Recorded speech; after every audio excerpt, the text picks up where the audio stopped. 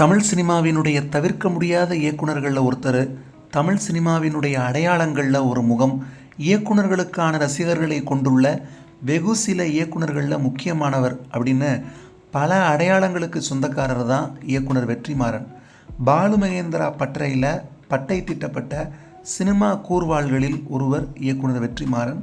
தனது முதல் படத்தில் இருந்து வரக்கூடிய 20ஆம் தேதி வெளியாக இருக்கிற விடுதலை 2 படத்தினுடைய ட்ரெய்லர் வரைக்கும் இவர் ஏற்படுத்தியிருக்கிற தாக்கம்தான் திரையில் இவரது பெயர் வரும்போது எழுகிற கைத்தட்டல்களுக்கும் விசில்களுக்கும் முக்கியமான காரணம். படங்கள் மட்டும் இல்லாமல் தான் கொடுக்கக்கூடிய பேட்டிகளில் பேசும்போது சினிமா குறித்தும் ரசிகர்கள் குறித்துமான அவருடைய பார்வை தொடர்பாக அவர் பேசுவதும், தமிழ்நாடு அரசியல் சூழல் குறித்து பேசுவதையும் பார்த்த ரசிகர்களுக்கு இவரை இயக்குனராக மட்டும் அவங்க அங்கீகரிக்கலை, அதுக்கு மேலே அவருக்கு ஒரு இடம் கொடுத்து வச்சுருக்காங்க. அதே போல் திரையுலகத்தில் மிகவும் பாராட்டப்படக்கூடிய இயக்குனர்களில் ஒருவரான பா ரஞ்சித் குறித்து, அதுமாதிரி தமிழ் சினிமாவை பா ரஞ்சித்துக்கு முன் மற்றும் பா ரஞ்சித்துக்கு பின் அப்படின்னு பிரித்து பார்க்க வேண்டும் அப்படின்னு சொல்லி ரஞ்சித்துடைய சினிமாவை கொண்டாடக்கூடியவர் வெற்றிமாறன் அவர்கள். இவருடைய இயக்கத்தில் அடுத்து வெளியாக உள்ள படம் தான் விடுதலை 2. இந்த படம் கடந்த 2023ஆம் ஆண்டு வெளியான விடுதலை படத்தினுடைய முதல் பாகத்தின் நீட்சி. இந்த திரைப்படத்தினுடைய இசை வெளியீட்டு விழா சென்னையில் சில தினங்களுக்கு முன்னாடி நடந்தது. படத்துக்கு இசைஞானி இளையராஜா இசையமைச்சிருக்காரு.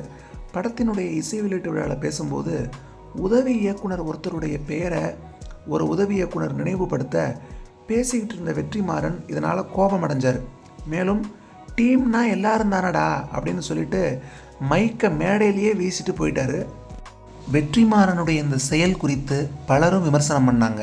குறிப்பாக வெற்றிமாறன் தன்னுடைய குடும்பத்தினருடைய பெயரை குறிப்பிட நேரம் இருக்குது, மறந்து போன மஞ்சு வாரியாருடைய பெயரை மற்றொருவர் நினைவுபடுத்தும் போது உடனே கேட்டுக்கிட்டு மஞ்சு வாரியாருடைய பெயரை சொல்கிறாரு.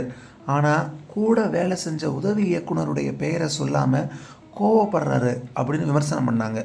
மேலும் மேடையிலேயே வெற்றிமாறன் தன்னுடைய உதவி இயக்குனர்களை இந்த அளவுக்கு மோசமாக நடத்துகிறாருன்னா தன்னுடைய அலுவலகத்தில் எந்த அளவுக்கு வெற்றிமாறன் உதவி இயக்குனர்களை மோசமாக நடத்துவார் அப்படின்லாம் கேள்விகளையும் சமூக வலைதளங்களில் முன் வச்சாங்க.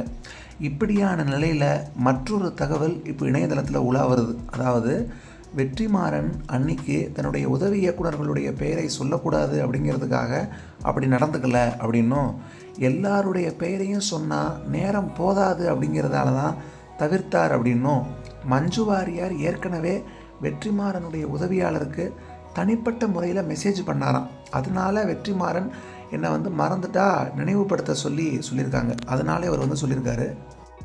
மேலும் வெற்றிமாறன் தன்னுடைய உதவியாளர்கள், உதவி இயக்குனர்கள் அப்படின்னு உடன் இருப்பவர்கள் எல்லாருக்கும் கிட்டத்தட்ட 25 பேருக்கு செங்கல்பட்டு பகுதியை அடுத்துள்ள உத்திரமேரூர் பகுதியில் வீடு கட்ட ஒவ்வொருத்தருக்கும் தலா 1 கிரவுண்டு நிலம் வாங்கி கொடுத்துருக்காரு.